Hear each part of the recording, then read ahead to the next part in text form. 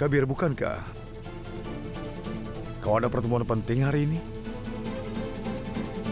Al-Quran itu bisa dibaca di mana saja. Ayah, aku tidak meminta Kabir ke sini untuk membaca Al-Quran. Tapi untuk berdoa bersamaku. Untuk berdoa? Untukmu, Zara? Kabir, ini kan adalah mimpinya ayah. Itu sebabnya dia memasukkanmu ke dalam madrasah. Dia menjadikanmu seorang Molvi, dan di saat seorang Molvi di rumahku, dia harus mendoakanku. Zara, kau itu bisa berdoa sendiri, bukan? Dan tidak harus Kabir yang mendoakanmu, Zara.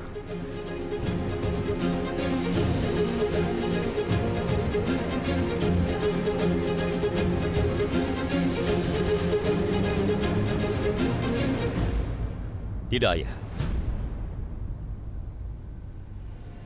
Itu adalah sebuah kewajiban.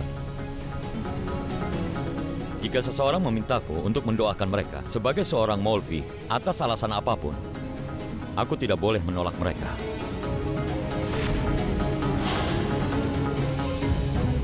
Siapapun itu.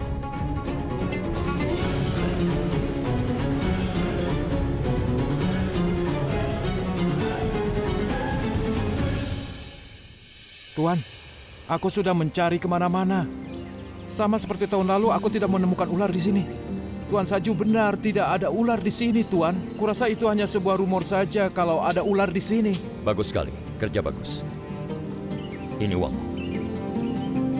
Aku yang akan membayarnya.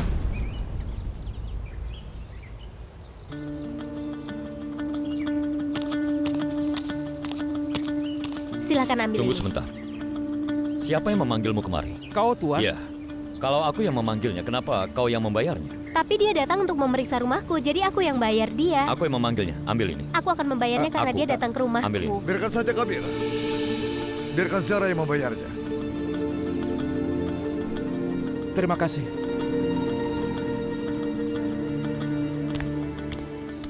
Kenapa kau memanggil penangkap ular itu? Aku harus mengeluarkan uang 500. Aku tidak punya uang untuk menyalakan kompor, aku membakar kayu untuk masak. Kau membuatku mengeluarkan uang 500 tanpa alasan. Jadi kau menyalahkanku? Siapa lagi yang Aku pikir kusalahkan? jika ada ular di sini dan ular itu menyerang seseorang, orang itu bisa langsung mati. Sekarang terbukti kalau di sini tidak ada ular.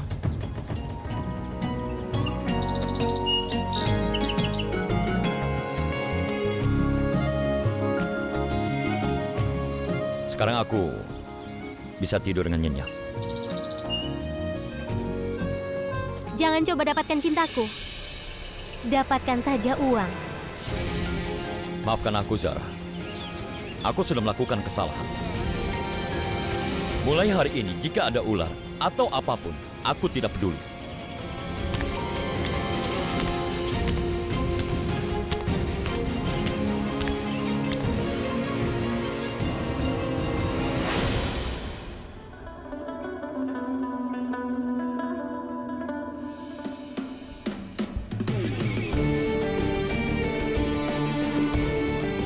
Ya Allah, berkahi suamiku dengan akal sehat. Beri dia kemampuan untuk bisa menghasilkan uang sebanyak mungkin supaya aku tidak perlu menjadi pengemis saat uangku habis.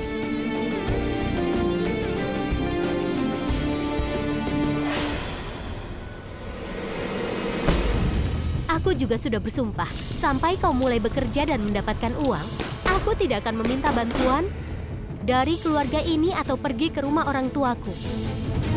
Kenapa aku tidak bisa hidup normal seperti yang lain?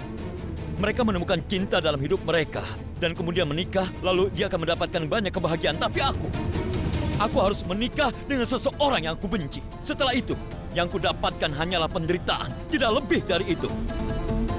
Jika aku ditakdirkan untuk membenci Zara dalam hidupku, kenapa aku harus mencintainya sepenuh hatiku? Kenapa aku sangat mencintainya? Yang dia lakukan hanyalah mempermalukanku. Dan dia lakukan berulang kali. Sementara yang bisa kulakukan hanyalah diam.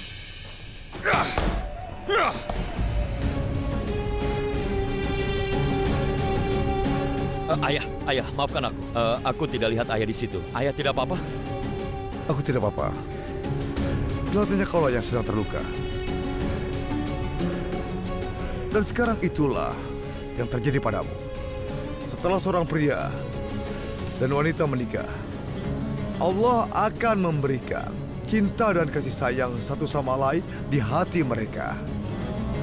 Dan itu sebabnya cinta yang kau rasakan untuk Zara sangat bisa dimengerti. Tapi ada satu hal lagi. Allah juga memberimu mata dan juga otak, Kabir. Dan penting sekali untukmu bisa menggunakan otakmu dengan benar. Sekarang beritahu aku. Zara harus membayar 500 rupiah untuk penangkap ular itu. Sedangkan dia tidak mampu untuk membeli gas. Kenapa begitu, nak? Beritahu aku. Berpikirlah. Aku akan memberitahumu. Karena saat kau memasak dengan kompor tanah liat dikelilingi asap, kau akan mendapatkan simpati dari banyak orang seperti yang dia lakukan. Oleh karena itu, kau harus berhati-hati. Pastikan kau tidak terbawa dengan emosimu. Karena menjadi suami yang baik bukan satu-satunya misi di dalam hidupmu, Kabir. Kau harus menjadi pemimpin yang baik untuk masyarakat kita. Kau sudah setengah jalan.